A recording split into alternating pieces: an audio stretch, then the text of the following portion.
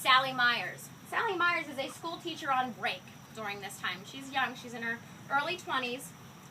And she says that she is sickened by the sight of blood. That's what she writes in her diary.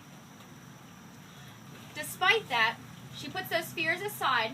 She goes a few blocks down to the Catholic Church. It's still around today. You can visit it.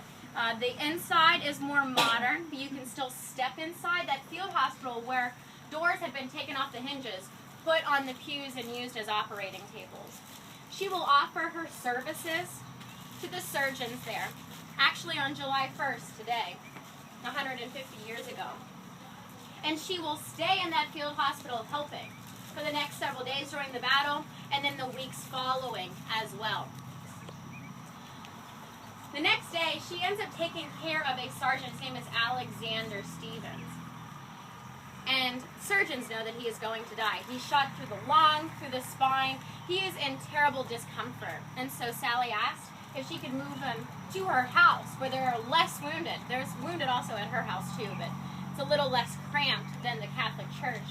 And so the surgeons allow her to take him home, to keep him comfortable, give him water, food if he's hungry.